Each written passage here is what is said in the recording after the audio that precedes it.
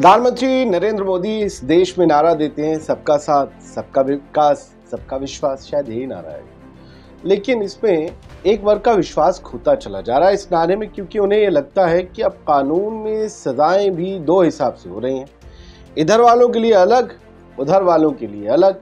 किसी का विश्वास डिग रहा है, किसी का विकास हो रहा है। फिर भी इसी तरीके से खबरों को शेयर किया जा रहा है। हमारा काम तो खबरें देने का है।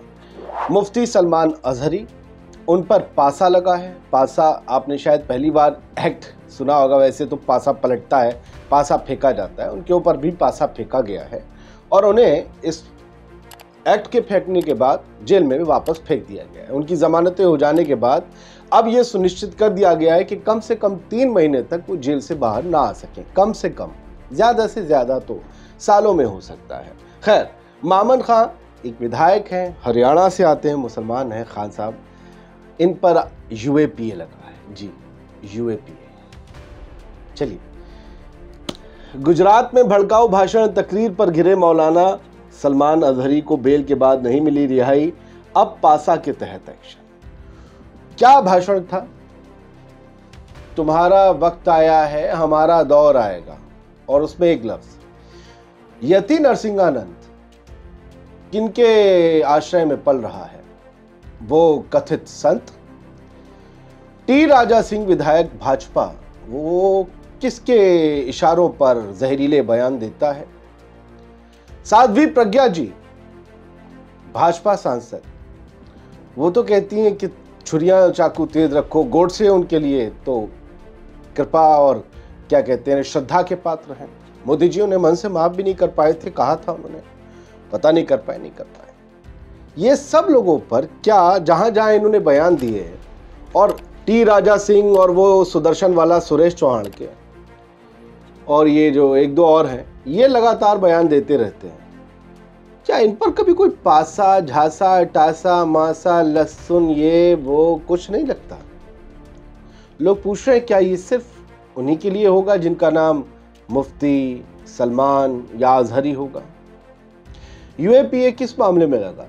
मामन खां पर, नूह हिस्सा मामले में। लोग पूछ रहे हैं, नूह में दंगा किसने भड़काया? वो लोग जो यात्रा लेकर आ रहे थे, कोई ऐसी यात्रा का कभी रहा नहीं।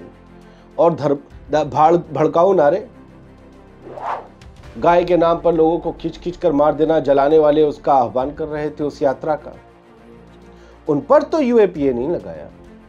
ये इलेक्शन में किसी को खुश करने के लिए या किसी को बढ़ावा देने के लिए लोग ऐसा पूछ रहे हैं। हमारा काम है खबर को प्रेजेंट करना, हम वो कर रहे हैं। दोनों तरफ की बात करेंगे।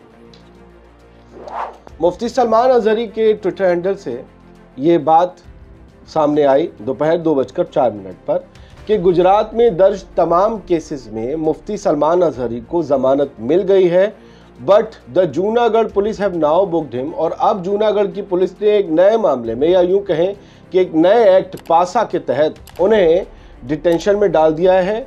अब जो है वो वडोदरा जाएंगे सेंट्रल जेल से, और वो कहते हैं कि अल्लाह हमारे शेख की हिफाजत करे। अब अल्लाह ही उनके शेख की हिफाजत कर सकता है। मामन खां वाले मामले में कांग्रेस क्या करेगी पता नहीं। भूपेंद्र सिंह हुड्डा, पूर्व मुख्यमंत्री जो है, वो भड़क गए। उन्होंने कहा मामन खां आतंकी नहीं, हमारे विधायक हैं। नूह केस में यूएपीए लगाए जाने पर भड़के भूपेंद्र सिंह हुड्डा और अभय चौटाला साहब भी भड़के हैं। लेकिन ये खट्टर साहब की सरकार की संस्कृति पर यूएपीए लग गया है, जैसा मुझे जानकारी है। विनय दुबे एक सोशल मीडिया एक्टिविस्ट हैं, वो लिखते हैं, संघर्ष अभी जारी है। सभी केस में जमानत के बाद भी गुजरात सरकार ने पासा एक्ट लगाकर मुफ्ती सलमान अजहरी को फिर गिरफ्तार कर जेल भेजा। मैं मामन खां से वापस सलमान अजहरी पर आ गया हूं, यहां फोकस रहेगा।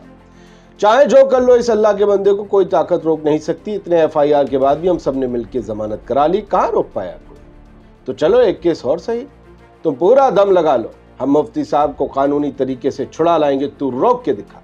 ये चैलेंज करते हैं। अंसर इमरान एक बयान दिखाते हैं, और ये बयान वारिस पठान का है, एआईएम के नेता हैं। लिखते हैं कि मुफ्ती सलमान अजहरी साहब के केस में पुलिस के पैटर्न को देखिए। जब मुफ्ती साहब को एक जगह से जमानत मिलनी है तो तत्काल दूसरी जगह पर एफआईआर कर दी जाती है। कहा जाता है कि मुंबई में केस था तो वहाँ से ज़मानत मिलनी थी, इसलिए जूनागढ़ में कर दिया गया, जूनागढ़ से निपटा तो कहीं और कर दिया, अहमदाबाद, मतलब गुजरात में दो तीन जगह। अब वो पासा लग गया। लेकिन ये यति, ये टी राजा सिंह महाराष्ट्र में आकर और ये यति यूपी में ही इधर इतना जहर उगलते हैं। क्या यहाँ जहाँ उगलते हैं यहाँ के उन लोगों को पासा एक्ट या पासा जैसा कोई एक्ट पता है? एडमिनिस्ट्रेशन को पासा है क्या? Prevention of anti social activities act Gujarat, ये एक्ट गुजरात का है, लेकिन यकीनन महाराष्ट्र में और यूपी में भी ऐसा कोई एक्ट होगा। तो क्या वहां लगता है, उन लोगों पर लगता है? Prevention of anti social activity थी सलमान अजहरी की, मान लिया थी। क्या सिर्फ Salman Azhari anti social activity करते हैं? वो लोग ये एंटी का ए नहीं करते, वो जो इनका बाप करते हैं, खुले होके खड़े होके आह्वान करते हैं देश की राजधानी में मुसलमानों के नरसंहार का, उन पर कितने एक्ट लगे? उन्हें यूएपीए में तो नहीं उठाया गया कभी। तो क्या सवाल नहीं पूछे जाएंगे? क्या सोच नहीं रहा है कोई? ऐसा नहीं है कि सवाल मन में नहीं आ रहे, लोग अभी पूछ नहीं रहे हैं, लोग अभी जाने दे रहे हैं, लेकिन खुली आंखों से बंद आंखों से सब दिखाई दे रहा है। मुफ्ती सलमान अजहरी से इतना मसला हो गया, इतना ज्यादा मसला हो गया, इतना खतरा हो गया, उनके भाषण सुन रहे किसी ने भी तोड़फोड़ कर दी क्या? किसी को मारने काटने की बात कर दी क्या? लेकिन यति के सुनने वाले करते हैं, नहीं करते तो वीडियोस उठा के देख लीजिए। टी राजा सिंह के बयान सुनने वाले करते हैं, वो तो खुलेआम गालियां देता है मुसलमानों की मां बहन को। क्या कर लिया?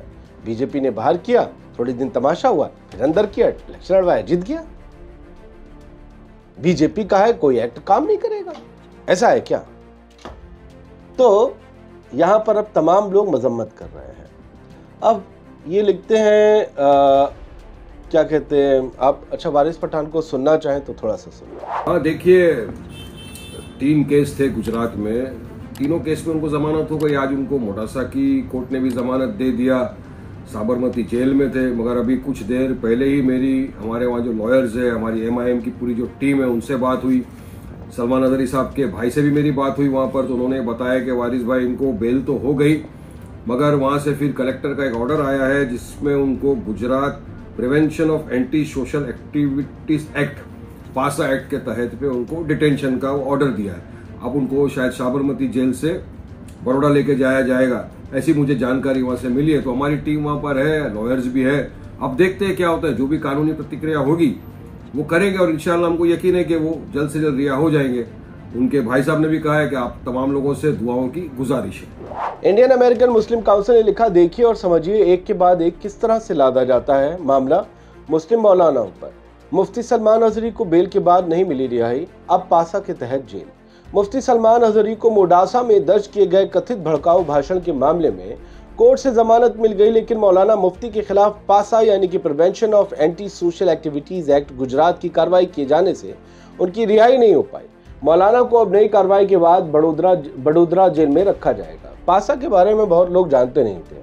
3 महीने से लेकर साल भर तक जेल में रहना पड़ सकता है। ये अंसर इमरान एसआर जो है वो जानकारी देते हैं और वो ये कहते हैं कि पासा में किसी भी व्यक्ति को गिरफ्तार करने से पहले उसके खिलाफ आईपीसी सहित अन्य एक्ट में 3 मामले दर्ज होने चाहिए। इसके बाद थाना इंचार्ज कलेक्टर के पास अप्रूवल के लिए फाइल भेजता है। वहां से संतुष्टि मिलने के बाद आरोपी को पासा के तहत गिरफ्तार किया जाता है। ये वही गुजरात है जहां के संस्कारी उच्च जाति के बलात्कारी, याद है ना, जल्दी निकाल आते हैं और सुप्रीम कोर्ट की दखल के बाद वापस भेजे जाते हैं। फिर सुना है कि कुछ वापस बाहर आए। पता है ना उन्हें संस्कारी किसने कहा था? एक भाजपा के विधायक जो गैंग रेप करते हैं उन्हें संस्कारी कहा था, बिल्किस बानो के गुनाहगारों को। ये वही गुजरात है जहां पर सलमान अजहरी पर पासा भी लग जाता है। मैं ये नहीं कह रहा हूं कि ये गुजरात के आम लोगों की कैफियत है, नहीं। गुजरात में ये 2 घटनाएं हुई हैं, इसलिए बता रहा हूं। एडमिनिस्ट्रेशन और पुलिस ने भी किया होगा तो सोचकर सही किया होगा, और सही नहीं है, सही नहीं है तो इस फैसले की खाल उधेड़ देगा कोर्ट, क्योंकि अब ये मामला रुकेगा नहीं। हाई कोर्ट से होते हुए सुप्रीम कोर्ट तक जाएगा। अगर गलत है तो इस फैसले की ये जो लिया गया है उन्हें अंदर रखना, उसकी खाल उतरेगी। ठीक है, शुक्रिया।